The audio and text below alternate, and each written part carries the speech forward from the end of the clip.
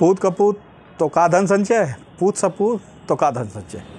जी हाँ दोस्तों, इसके वक्तव्य में एक कहानी आपके लिए मैं लेकर आया हूँ, तो ध्यान से सुनना।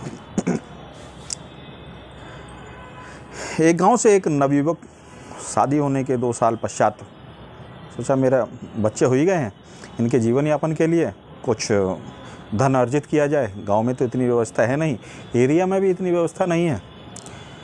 तो अपने माता पिता से आज्ञा लेकर अपनी धर्मपत्नी से बोल करके मैं धन अर्जित करने के लिए दूसरे गांव में जा रहा हूं, दूसरे देश में जा रहा हूं। परदेश कहना उचित रहेगा।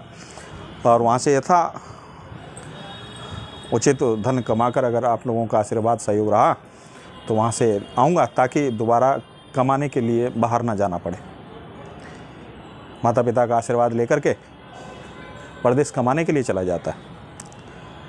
15-20 साल के बाद प्रभु के आशीर्वाद से काफ़ी धन संपदा इकट्ठी कर लेते हैं। 15-20 साल के बाद उनका आगमन होता है अपने गांव के लिए। 2 घोड़ों के ऊपर सामान लदा हुआ है, जिसमें असरफियाँ, हीरे जवाहरात भरे हुए हैं। धन दौलत से परिपक्व लेकर चल देते हैं। गांव आने से उनके गांव से 2 गांव लगभग पहले तो एक जगह काफ़ी ज़्यादा सज्जन, काफ़ी लोग बैठे हुए थे। प्रभु चर्चा चल रही थी। उन्होंने चरण स्पर्श किया और एक सज्जन से पूछा कि यहाँ क्या हो रहा है। हाँ प्रभु, यहाँ भगवत कथा हो रही है। उस समय लाउड स्पीकर नहीं हुआ करते थे। जो व्यास गद्दी थी वो काफ़ी आगे लगी हुई थी, बोले कितनी सारी बैठी हुई थी। उन्होंने कहा एक काम करो, मेरी भी प्रभु की जो भगवत कथा हो रही है, काफ़ी दिनों से मैं परदेश में था तो वहाँ पे तो कोई गाता नहीं है, मेरी भी सुनने की बड़ी अभिलाषा है। उन्होंने कहा ठीक है। आयोजक ने बोला तो आप पथिक हैं, दूर से आए हैं, परदेसी भी हैं, आपको चलो मैं आगे बैठा लेता हूँ, वहाँ से आपको अच्छी तरीके से सुनाई देगी। तो पंडित जी महोदय जो व्यास गद्दी पर विराजमान थे, वो अपना वक्तव्य कहते रहे। धीरे धीरे एक वक्तव्य आया कि पूत कपूत तो का धन संचय, पूत सपूत तो का धन संचय। बस ये वाली बात उस पथिक के मन में घर कर गई। उन्होंने कहा क्या ये 20 साल का धन का अर्जित करना मेरे लिए गलत था? बिल्कुल बात सही कहा। अगर मैंने अपना परिवार छोड़ा, अपने पत्नी को छोड़ा, बच्चों को छोड़ा, माता पिता की सेवा से मैं वंचित रहा, मेरे को उनकी सेवा करनी चाहिए थी, मेरे को जो था वहीं लेना चाहिए था। मैं अपने बच्चों की भविष्य की चिंता करके मैं इतने साल अपने माता पिता से मैं दूर रहा, अपनी धर्मपत्नी से दूर रहा। अगर उनके किस्मत में अगर होता पूत, अगर मेरा सपूत होता तो अपने आप ही कमा लेता। मैंने भी तो अर्जित किया है, वो भी अर्जित कर सकता था। और अगर वो कपूत हुआ तो ये सारी संपदा उसके लिए किसी काम की नहीं, वो वैसे ही इसको हार जाएगा, वैसे ही इसका सत्यानाश कर लेगा। क्यों? क्योंकि इतनी अकल तो होगी नहीं कि इतनी सारी संपदा को संभाल पाए। उन्होंने वहाँ पे प्रणाम किया, वहाँ से खड़ा हुआ, कहता है प्रभु थोड़े से हमें आज्ञा दीजिए।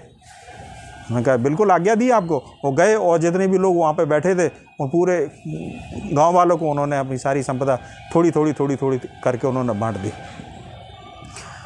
जब बांट दी, वहाँ से कथा ख़त्म हो गई, समापन समारोह हो गया और वहाँ से वो दूर अपने गांव की तरफ चले गए। जब वहाँ गए तो उनके पिताजी ने उन्हें देखा तो बड़े खुश हुए, क्योंकि वो जब गए थे यहाँ से तो उनके पास एक बेटा था।